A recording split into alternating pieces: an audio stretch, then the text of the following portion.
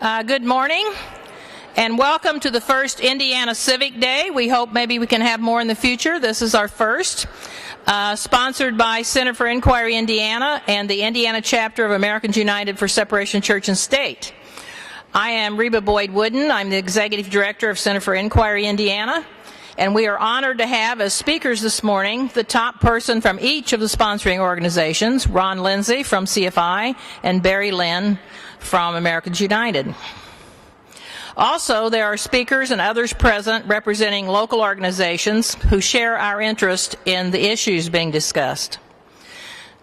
Among the organizations, I think I have them all down here: Planned Parenthood of Indiana, Jewish Community Relations Council, Indiana Equality Action, who will be speaking this afternoon, Indiana Coalition for Public Education, and American Civil Liberties Union of Indiana. We thank these organizations for being involved. Just a few housekeeping remarks before we begin our program today. Restrooms are located on either side of the atrium, and I know they're a little hard to find.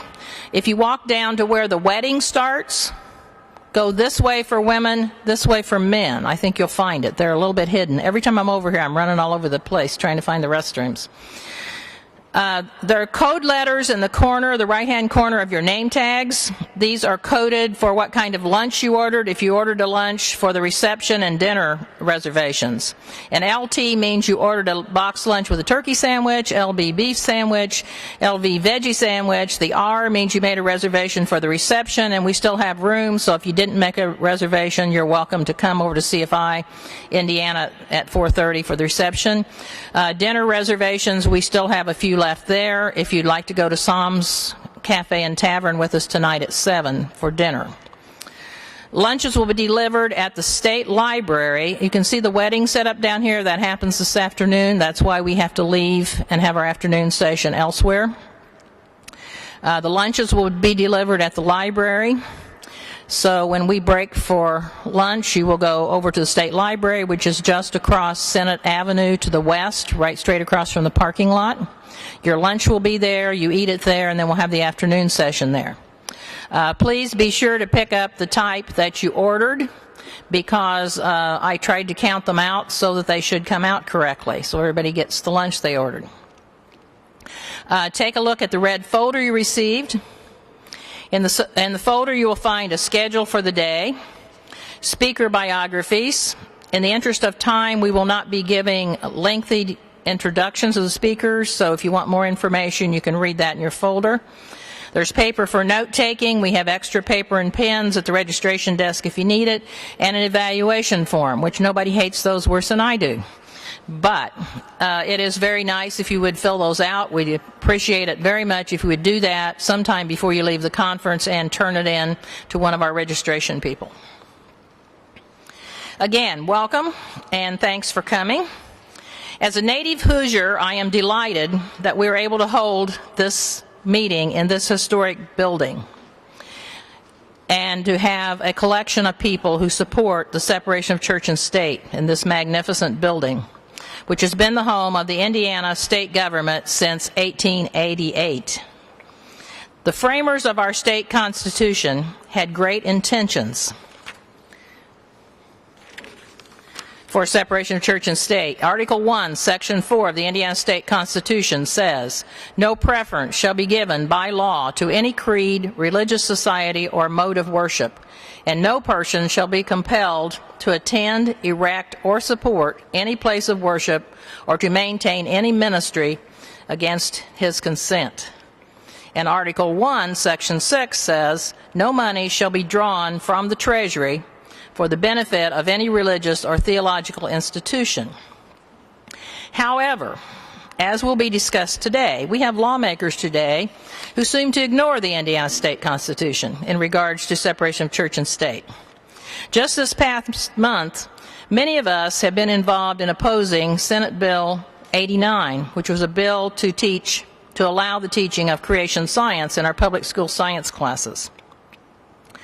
I know that many of you wrote emails and letters in opposition to this bill. I would like to publicly thank Senator Tim Skinner, Senator Vi Simpson, and Senator Karen Talion for their vocal opposition to this bill on the floor of the Indiana Senate. In spite of all of our efforts, however, it passed the Senate by a vote of 28 to 22.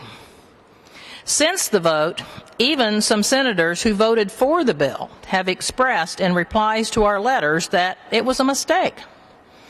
And the Speaker of the House, Brian Bosma, has indicated, this isn't official yet, that it will not be considered in the House. It pays to speak out.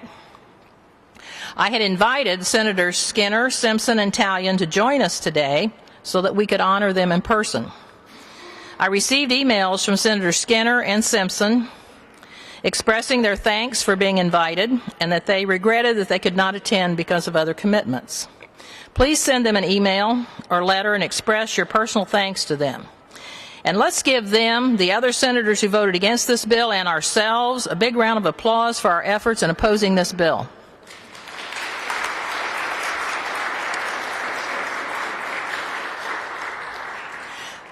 The purpose of our meeting today is to educate and inform you of the issues so that you can be active in voicing your opinion to our lawmakers. Again, thank you for coming. Our first speaker today is Ron Lindsay. Ron is the CEO of Center for Inquiry, which is an international organization with branches mostly in the United States and Canada. There are a few in other countries, but mostly United States and Canada. The mission of CFI is to promote a secular society based on science, reason, freedom of inquiry, and humanist values. Mr. Lindsay will be speaking on secularism and human dignity. Okay, Ron.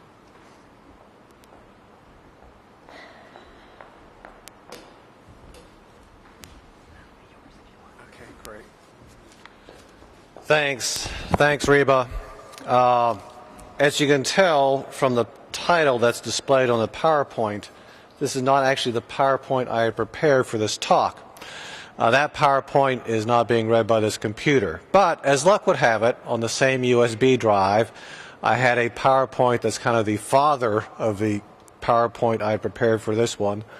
So there is some overlap, and I'm going to make use of that. But all the snazzy slides I had prepared and what have you, you'll just have to imagine that it was a great PowerPoint presentation that you're not going to be able to see. I'd actually, because my talk is geared to, I would say, kind of general fundamental principles, which I think it is important to keep in mind from time to time, not so much concrete cases, I would actually like to begin with a hypothetical, which will get you thinking about some of these issues, some of the implications of secularism, especially in light of some contemporary debates we're having. So think about this hypothetical today. Let's say you're coming back from a trip, you're landing at an airport, and as some travelers do, you're bringing with you a bottle of wine or liquor. All right. Is that better? Okay. You're bringing back a bottle of alcohol of some sort. And you go to a cab, to go home. You get into the cab, and the cab driver asks you whether you're carrying any alcohol. It's kind of visible because you have it in like a gift bag. You say yes, and the cab driver tells you to get out. He's not going to carry you. He's a Muslim, and he doesn't want to carry passengers that have alcohol with them. All right, you're kind of miffed. You go down to the next cab in line. Unfortunately, it's the same story, because it turns out that many of the cab drivers are Muslim, and they've all decided they're going to refuse to carry passengers who have with them bottles of alcohol. So you finally find, a cab driver who doesn't care about that, and they'll take you home, but you wasted a half hour. Question: would it be wrong for the city to require these cab drivers to carry passengers who have alcohol with them? Their argument is that it's a clear violation of their religious liberty because they're being asked to do something that violates their conscience. And in fact, this is something that's intimately connected to their livelihood. It's what they do for a living. They don't do anything else.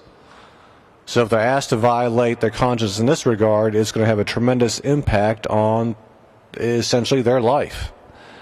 Is that a violation? of church and state, violation of religious liberty to require them to do that. By the way, this was an easy hypothetical to think of because it's actually based on a real situation. Some of you may be familiar with this. It happened actually at the Minneapolis airport a few years ago. Anyway, think about that. And as I said, it's relevant in light of some of today's issues. But let me talk about my general topic, which is the importance of secularism. Secularism is important for a number of reasons, some of which I'll touch on today, some very practical reasons. But I think it's also important because, from my perspective, it's essential for human dignity. And it can and should be defended on that basis. And I'll try to do so this morning. I'll try to make that connection. Now, before I begin, I have to, as a matter of intellectual honesty, acknowledge the fact that not everyone is enthusiastic about secularism. In fact, not only do some refuse to embrace it, but they actually have an aversion toward it. It's probably been true since the early days of this republic, and the United States was the first explicitly secular state. But it actually, I think, started gaining momentum as a real movement in, the mid-20th century. And there are several reasons for that. One is that secularism was mistakenly identified with hostility to religion. It's not hostility to religion. And there were various ideologies at the time, left-wing ideologies, that also were associated with hostility to religion, including, of course, communism. And I think it is fair to say that for a certain period of time, communism did pose an ideological challenge to the United States. So beginning in the 30s and 40s, there were a lot of people who started writing and giving talks about the dangers of secularism.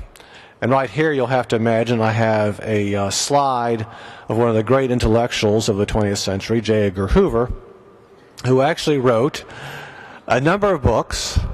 It's true, he was a prolific author, or people in the FBI office were prolific authors for him.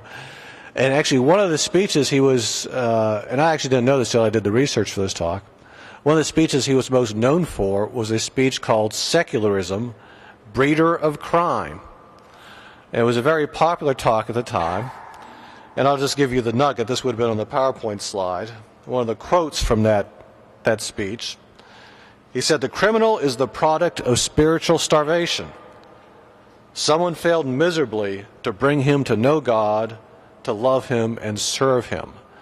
So there you have it from one of the great criminologists of our time, a diagnosis of the reasons why we have criminals. And I have to say, this shows amazing insight on Hoover's part because it flies in the face of the empirical data we have, because if you check our nation's prisons, you'd find out that probably 99% of the people there are religious. But somehow Hoover had the insight to know that that's just superficial information. In any event, the hostility to secularism has waxed and waned over the last 70 or 80 years. But I think it is fair to say that there is a core of people in the United States who have a deep aversion and a fear of secularism. They have so much fear that sometimes it's really kind of hard to articulate the basis for that. But for them, secularism is kind of a boogeyman, right? It just connotes everything that's evil and oppressive. And when you press them on why it is, sometimes it's hard for them to explain what it is. But they'll come up with some horror story like, secularism. If secularism triumphs, we won't be able to pray, or religious people won't be able to vote, or white bread will be outlawed, or Charlie Sheen will be president, or even the worst case scenario, Barry Lynn will be on the Supreme Court. Yeah, it could get that bad. So as I say, there's this sense that secularism is something horrible. It's a shame because that's not the case. Which brings us to this year's election cycle. I have to say that I don't recall an election cycle in which secularism, explicit concern about secularism, was the focus of so much attention. All the remaining GOP candidates, maybe with the exception of Ron Paul, have taken a lot of swings at secularism. For some reason, they perceive it to be a danger. And of course, that came out quite clearly over this past week with all the furor over the Obama rule on insurance companies and employers having to provide for contraceptive care. Something to me that I find hard to understand, I mean, other than the fact I understand why the Catholic Church is taking a position, but why people would think this is a religious liberty issue.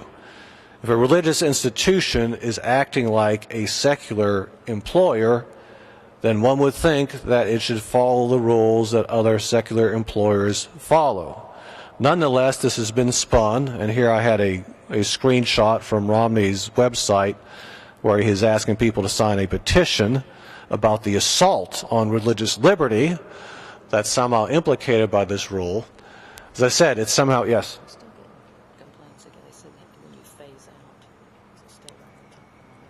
All right. I will swallow the microphone. How's that? All right. I think the mic's a little sensitive. All right. And I won't stray more than 2 millimeters from it. So as I was just saying, there's been this brouhaha over the last week over this rule, but that's just one instance of what has been a continuing drumbeat of attacks on secularism. Now, all the GOP candidates have taken their swings against secularism, but none has been more vocal than this gentleman. As befits his status, you know, he is a self-proclaimed intellectual and historian, and he likes to think about big ideas. So during the campaign, he's been talking about the dangers of secularism. In fact, he stated that the Obama administration had actually made a formal declaration of war on religion. I have to say I must have been doing something else that day because I missed that formal declaration, but I guess it's out there somewhere. And this stance was actually foreshadowed by a book he wrote a couple years ago called To Save America, Stopping the Obama Secular Socialist Machine. That's a great title, you know, from Gingrich's perspective, because of course it repeats this canard that somehow secularism is associated with left-wing economic agendas. And the book is just, and I did read the book, by the way. It wasn't a huge investment of time. You can do it in about an hour. Really, I mean, because it just repeats some of the canards we've heard over the years. I mean, I couldn't believe it. He had in there a section about how the Supreme Court's decisions in the 1960s that banned government-sponsored prayer had led to juvenile delinquency and an increase in abortion. It was just absurd. But one of the more interesting, and actually I think one of the more dangerous recommendations he had in his book was that he said, look, to stop the machine, what we need to do is to have clergy get more involved in politics. Clergy should use their pulpits to address political and economic issues, applying biblical principles to today's issues. So not only is he, you know, thinking there's, you know, too much separation of church and state, he wants the clergy more involved in government affairs, and I guess he's figured out it's worked so well for Iran, why not use it in this country? Well, in any event, that's all kind of preliminary stuff. I put it out there just so you know that there are people who don't embrace secularism. But their refusal to do that, and the examples I've given, show that this aversion to secularism really isn't well grounded. I mean, secularism does not have an economic agenda. It's not tied to socialism or communism, nor is it tied to capitalism or libertarianism or anything else. Furthermore, and this is the key point, secularism does not have a religious agenda. It is not hostile. Repeat, it is not hostile to religion or religious believers. It's simply a misunderstanding of secularism to say so. Well, at this point you might say, since I'm a few minutes into the talk, well, what do I mean by secularism? I'm actually going to give you two definitions. I think the narrow sense of secularism, as I describe it here, is one that's very familiar to you. It essentially means separation of church and state. The government doesn't have any business involving itself in religious matters. We don't turn to the government for theology or for metaphysics. And likewise, we shouldn't be turning to religion for our public policy. So this is the narrow sense of secularism. I think it's fairly well understood, and it should be accepted, I think, by anyone who gives any thought to this issue. There's also a broader sense of secularism, which is that discourse about public policy should be framed entirely in secular terms, and religion should not enjoy a privileged position within society. That goes for irreligion as well, too. I mean, we shouldn't have under God in the pledge, but I certainly don't want to replace that with something saying not under God, right? The state should be very neutral on matters of religion. So there's a narrow sense of secularism and the broad sense. I think both are important for human dignity for reasons I'll get to. Neither of these senses of secularism, though, pose any sort of threat to religious liberty. In fact, one could argue that they provide favorable conditions for religious belief, and I'll talk about that if I have time in a moment. They certainly provide favorable conditions for freedom of conscience, and freedom of conscience is an essential component of human dignity. So I've talked now a bit about secularism. Let me talk now a bit about human dignity, which, if anything, is perhaps a concept that's in more of need of definition. It's certainly a concept that's widely used, in part because of very favorable connotations. I mean, can you think of anyone who comes out and says they're against human dignity? It's like, coming out and saying you're against justice. And no one does that. Even dictators say they're in favor of human dignity and justice. Nonetheless, despite the fact that it's widely used, or maybe I should say, actually probably because it is so widely used, it remains at times a vague concept, and the implications of human dignity sometimes are not, I think, fully understood or appreciated. Well, I'm not going to try to give you like a authoritative definition for all time of human dignity, but for our purposes today, I think I can say that the principle of human dignity is the affirmation that humans have value and are entitled to respect. They are entitled to respect, especially in light of the capacities they have and the exercise of those capacities to make decisions. Humans can reason, they can think for themselves, they can express themselves, they can make decisions for themselves. In other words, humans are autonomous individuals, or at least they have the capability of being autonomous individuals if there's not undue interference with their exercise of certain fundamental freedoms. And it's this autonomy that allows us, at least in part, to give meaning to our lives. If we're able to exercise certain fundamental freedoms, then we can give shape and direction to our own lives. We get to own our own lives. So, I've made a reference there to fundamental freedoms. What are the fundamental freedoms that are important? Certainly freedom of conscience is one. Freedom of expression, associational freedom, reproductive freedom. Again, I'm not going to try to give you an exhaustive list, but those are some key ones. And if we respect others, if we value their dignity, we will allow them to exercise these freedoms, at least to the extent that their doing so doesn't harm others.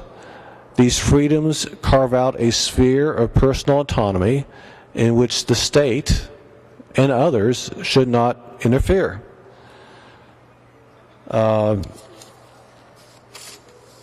If we were to eliminate a person's autonomy, that is, if we were to restrict these fundamental freedoms, essentially what we would be doing would be appropriating that person's life. We would be telling that person, no, you can't decide how you want to shape your life, what career to follow, who to marry, what to say about certain things, what to believe. We would be dictating that person's life. And that's why these fundamental freedoms, including freedom of conscience, which is part of secularism, is essential to human dignity. That's also, by the way, why these freedoms have more than a utilitarian value. You'll often hear freedom of speech justified on the ground that, well, it serves a certain purpose because, look, if we're going to be able to assess claims that people make, we need to have untrammeled free expression, because that's the only way to have an objective assessment of what someone is saying, right? Well, that's true. We can't have censored expression if we're really going to have a dialogue about what's false, what's true, but it also has intrinsic value. And the same thing holds true for freedom of conscience. You can justify freedom of conscience on pragmatic grounds, And certainly the religious wars of the 1500s and the 1600s and the 1700s are ample proof that we need to have religious toleration and respect other people's viewpoints. But beyond that, freedom of conscience, as I said, has intrinsic value. It's critical for human dignity. Now, as I stated, there are limits to the exercise of freedom. Clearly, if someone exercises their freedom in a way that harms other people, as I said, human dignity requires the freedom to decide for himself what to believe and profess about religious matters.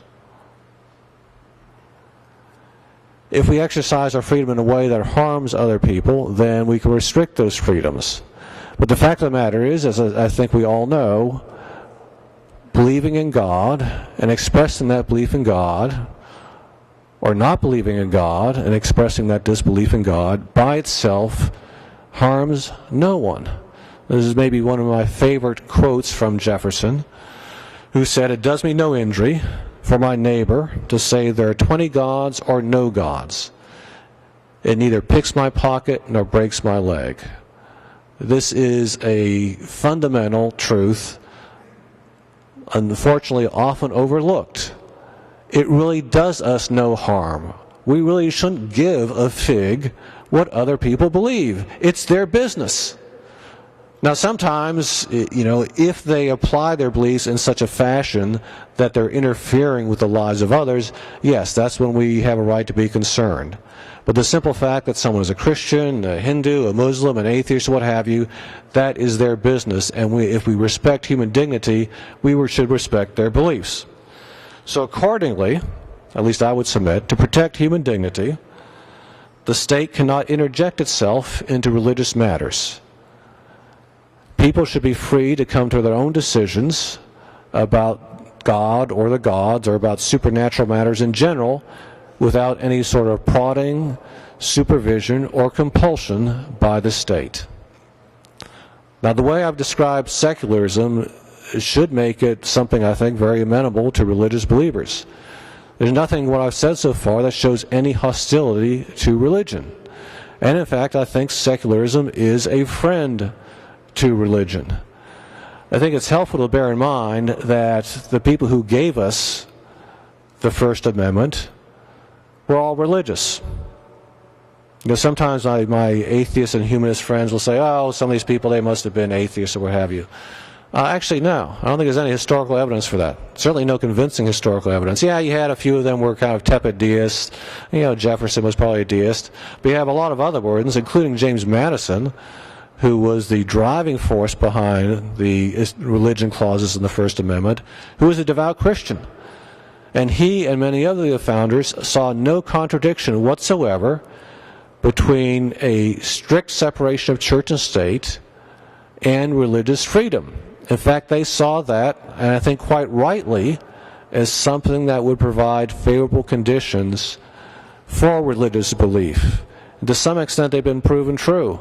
The United States has more sects and denominations than any other country in the world. Sometimes other countries poke fun at us and say, oh yeah, you have these religions that have like 3 people in it or what have you. I think that's great. As an atheist, I think for pragmatic reasons it's great because you don't have any concentration of power. But I think it's also great in the sense that we have a country where if you have a certain perspective on religion, you're allowed to pursue that. And if you persuade other people to share that perspective, that's fine. And we can do that because we have a fairly strong secular tradition. Not to say that we haven't always, or not to say that we have always abided by a separation of church and state, but we've certainly done, I think, more than some other countries. So that's the narrow sense of secularism, which essentially means the separation of church and state, and I think everyone's familiar with. Let me go on now to talk about the broader sense of secularism. The broader sense of secularism really deals with interaction among ourselves, whereas the narrow sense deals more with interaction between us and the government. Well, what is this broader sense of secularism? Well, in a democracy, citizens are encouraged to discuss and debate public policy. And the government is expected to justify its policy to its citizens. Well, there's one clear prerequisite for this democratic discourse to be successful. And that is, the participants in this discussion must be able to understand, evaluate, and debate the reasons that others offer for their viewpoints. And that can't be done if religion is offered as a justification for public policy. Just let me give you a couple easy examples.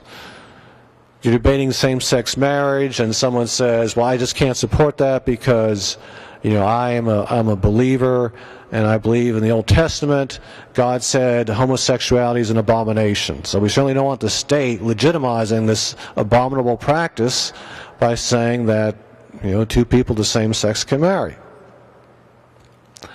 What's the response to that? There's no response. No response you can make that's meaningful. Yeah, if you want to, you can, have an argument about exegesis of these passages, and some people do. You can even have a deeper discussion and start talking about, well, is there God or not, et cetera, et cetera. But if that's the person's position, if that's what they're relying on to justify their view of public policy, that is essentially the end of the discussion. They're not going to be able to engage with other people to talk about secular reasons as to whether or not we should legalize same-sex marriage. And I don't want to keep picking on conservatives. We're a nonpartisan organization. So let's go the other way, because I've heard this argument sometimes on capital punishment. Some people say we can't have capital punishment because it's just wrong. Human life is sacred, and we're usurping God's authority if we say the state can execute someone. Well, if that is your only argument against capital punishment, it's the same problem. You can't go anywhere with that. Right? Either you accept that person's viewpoint or you don't. And there are, I think, many good empirical arguments against capital punishment. But this person is relying on a religious one. That's the end of it. That's why religion has sometimes been referred to as a conversation stopper. It is a conversation stopper. You can't look to religious dogma for any meaningful input into debates about public policy.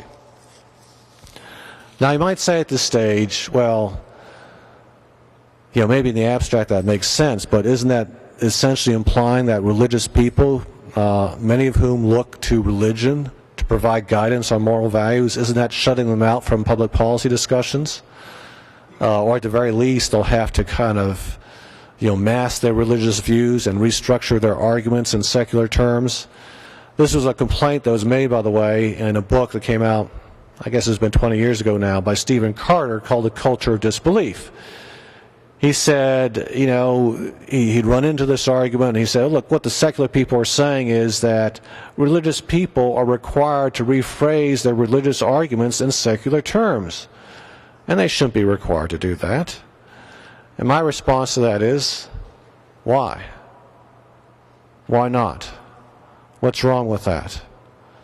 Now, I want to emphasize that, I recognize that religion does influence people's moral perspective, and that's fine. We're not going to stop that. But if someone who's religious wants to engage their fellow citizens in a discussion about public policy, they have to be able to phrase their arguments in terms that the other person can understand and evaluate. So if you actually want a discussion, as opposed to someone just yelling at someone, it's incumbent upon you to find common ground, and our common ground is a secular language. If you're talking about the best way to get somewhere, what direction to take, right? Use secular language. If you're talking about what should our policy be on minimum wage, I'm sure there's some disagreement about that. Well, you're using secular language. And on these other issues, there are secular considerations to take into account, and secular language should be used to assess the pros and cons of this argument. And it's really not imposing an onerous requirement on the religious believer to say, this is what you should do.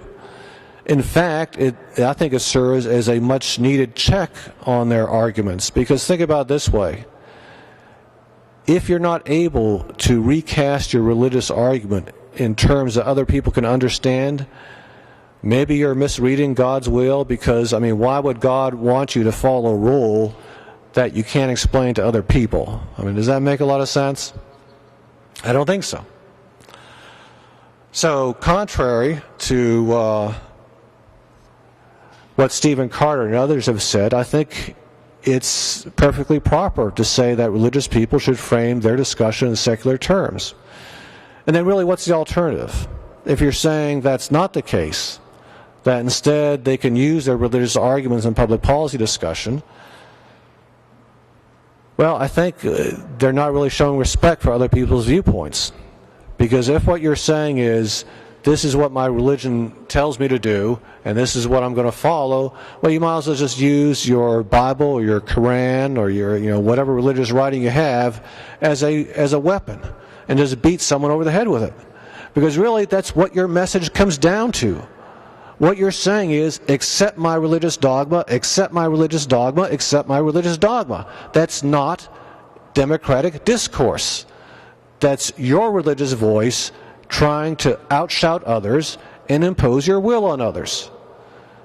And again, if we're going to show respect for the viewpoints of others, we need to be able to find common ground, and common ground means putting aside religious viewpoints when we're having our discussions. And the same token, by the way, putting aside irreligious viewpoints. I don't think that happens that often, but it would be improper for me to say, well, look, we need to have this policy on capital punishment because most humanists reject capital punishment and we think somehow it's against our fundamental principles. That would be wrong. Either I have a good argument that's accessible to everyone, or I don't. So if we respect our fellow citizens and are willing to engage them as equals in discussion about public policy, then discourse about public policy should be framed entirely in secular terms, and only secular considerations should be taken into account when we're making decisions about public policy. Now, I talked before how about the narrow sense of secularism really provides favorable conditions for religious belief and isn't hostile to religious belief at all. I think the same is true for the broader sense of secularism. It may not seem so apparent at first, but it is. Because what's the alternative? If we're going to the viewpoint that, okay, yeah, you can invoke, the Bible or Catholic Church dogma or Islamic dogma or what your imam said as a basis for an argument, at the end of the day, what's going to happen? The religion with the strongest voice and most adherents is going to dominate. And minority religions are going to take a back seat. I asked you to think about that hypothetical at the beginning of my talk. It involved, as I said, Muslim taxi drivers based on an actual situation in Minneapolis. What happened there? Well, the Minneapolis Taxi Authority said, you want to have a license to drive a cab? You pick up all passengers. That was the end of the dispute, essentially. To me, those Muslim cab drivers had a much stronger, still not a valid argument, but a much stronger argument that their freedom of conscience was being violated than the Catholic Church does when it says its freedom. What is its freedom of conscience? Does the institution have a freedom of conscience? I don't know. Anyway, its freedom of conscience is being violated when it chooses to operate secular institutions such as hospitals and then refuses to abide by the same rules that other secular institutions are required to abide by. But of course, the Catholic Church, big institution in this country, very powerful, large lobby. They spend literally, I think it was over $100 million last year on lobbying activities. They have influence. And if we're going to allow religion to be part of the public policy debate, that's what we're going to have. Or the alternative will be that you'll have a demand by some minority religious groups that we carve out special exceptions for them. This is where I had another slide, by the way.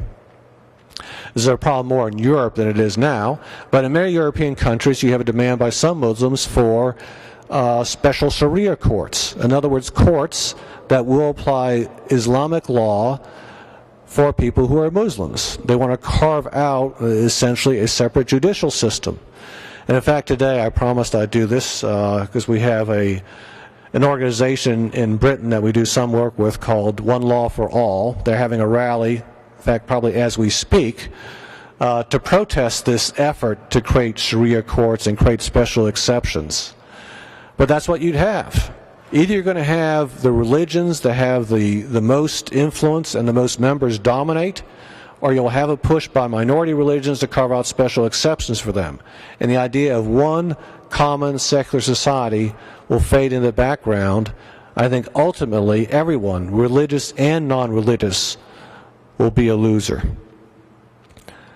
You know, I tend to take actually, at least on some issues, a fairly optimistic point of view. And I know sometimes when people talk about progress in human history, they say, oh, come on, progress, you know, you got to be kidding. Actually, no. I think if you look at the last 200 years or 250 years, there's been tremendous progress in how we deal with each other and in the respect that we now have for each other and in the scope of human rights. Now, that progress has been anything but uniform or rectilinear, because obviously we've gone back and forth. The horrors of Nazism and communism remind us of that. And since then we've had, you know, very sad examples of genocide in many countries. But overall, if you compare the situation now, especially in some of the developed world, with the situation as it was in the 1750s, there's tremendous change in all areas. And it's also interesting how it came about. The first area, I think, where people began to have respect for their individual autonomy was in the area of religion, in the area of freedom of conscience, which was important because if people are going to be able to make their own decisions about moral values and public policy issues, they need to be able to make those decisions without having some authorized, established church tell them what to do. That ultimately led to political freedom, which of course was limited at first to white males, in fact white propertied males. But slowly over time that changed so that we had universal male suffrage, although again first only for whites. Finally slavery was abolished and other individuals acquired legal and civil rights. By the way, every time I look at history I'm astonished at how significant that was. For all of human history, up until the mid-19th century, slavery was the accepted condition for well over half of humanity. And the fact that we were able to get rid of slavery, although I know it still exists in some areas of the world, was one of the tremendous achievements of humanity of all time. And of course there were still, you know, things we had to do. We had to try to get gender equality. We're still not there yet, but at least we recognize that women are entitled to participate in the political process. And from there the sphere of autonomy has increased even further, so that now we can have some say over what careers we want to pursue, who we want to marry, when we want to dissolve a marriage. And we're applying that to people of not just who are heterosexual, but people who want same-sex marriages. And we're having some ability to control our reproduction, and even at perhaps the most intimate time in our lives, some control over the manner of our own deaths. So I actually do see a significant amount of progress in the area of human autonomy and human freedom in the last 250 years. And where did it all begin? It began with a recognition of freedom of conscience, that it's essential, it's indispensable for human dignity for people to decide for themselves what to believe about God or the gods. And that's why I think secularism is the key to human dignity, and we can't have human dignity without it. And I would urge you to defend secularism on that basis. Thanks.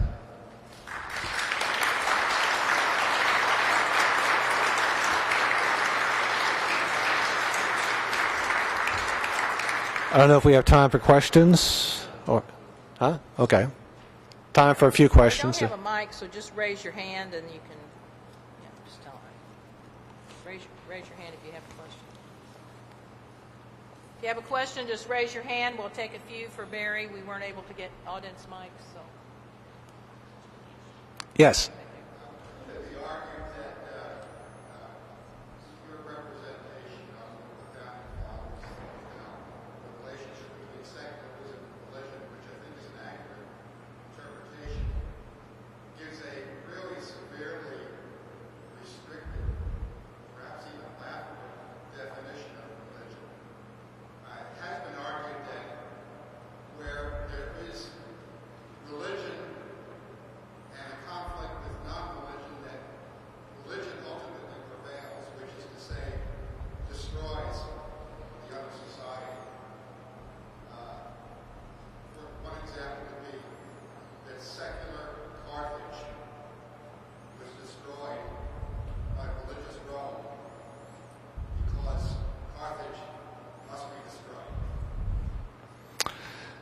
Interesting. I may have to ask you for clarification of your question, although I would actually take issue with your characterization of Carthage as secular. Carthage was a very religious country, as were most countries at that time. But maybe you're using that as a metaphor? Well, the Romans had a very prejudiced view. I mean, and that's part of the problem of trying to figure out what actually happened between the Romans and the Carthaginians is history, as everyone knows, is written by the winners. So most of the writings we have about Carthage reflect a Roman point of view. So they certainly criticize the Carthaginians, but I think, and they accuse them of sacrilege and things like that, but even so, they acknowledged they had religious viewpoints. And it's interesting you bring this up. It's actually one of the books I read recently. I'd recommend it for people interested in ancient history. It's a history of Carthage. I'm trying to remember the name of the author. But he actually talks about how religious the Carthaginians were and how their religious system actually paralleled some of the systems in the Roman religion. And in fact, there was a lot of overlap between Greek religion, Roman religion, Carthaginian religion. They all had these syncretic elements. And that's actually one difference between pagan religions of the past and what happened with the advent of Christianity.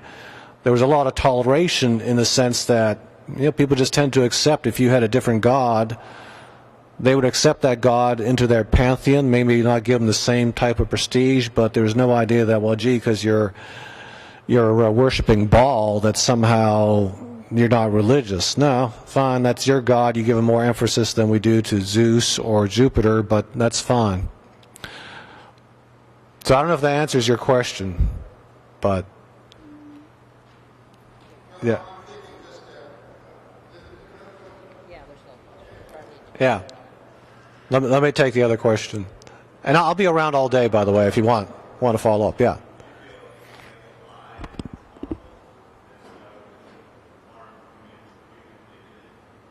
Do I feel that a lie is harmful?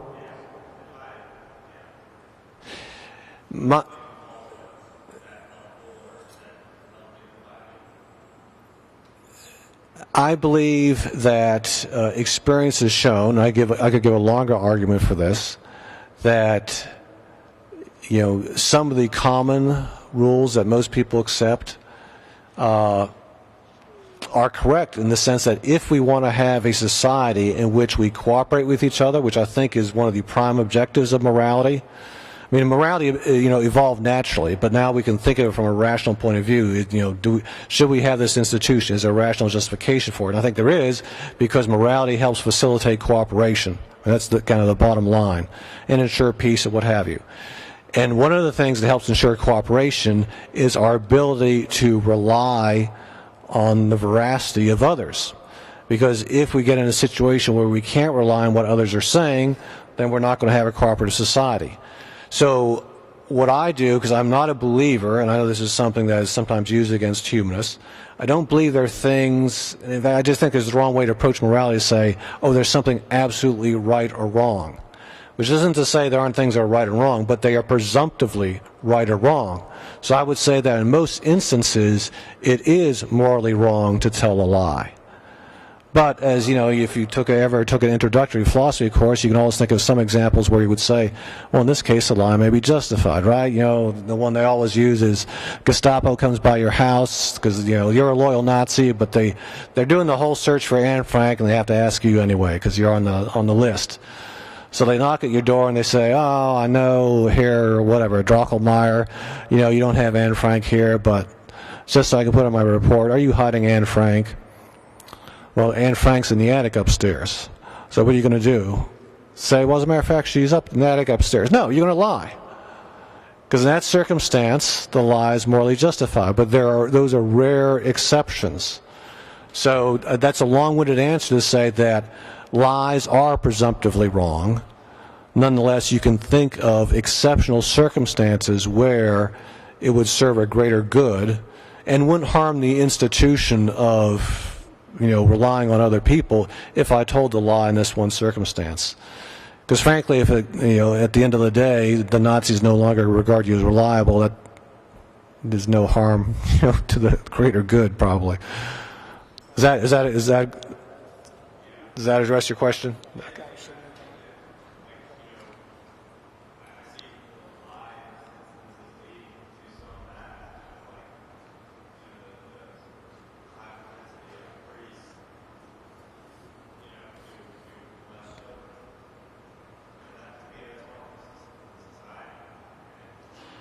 It's harmless or harm?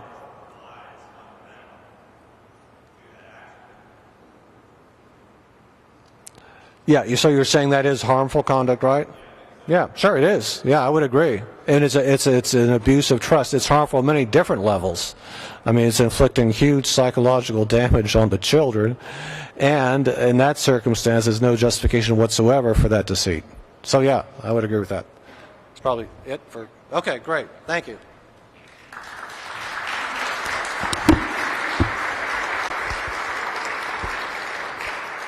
Okay, thank you to Ron for coming and speaking to us. Ron, as he said, will be around all day, so if you have other questions for him, you know, you can spot him around the event today.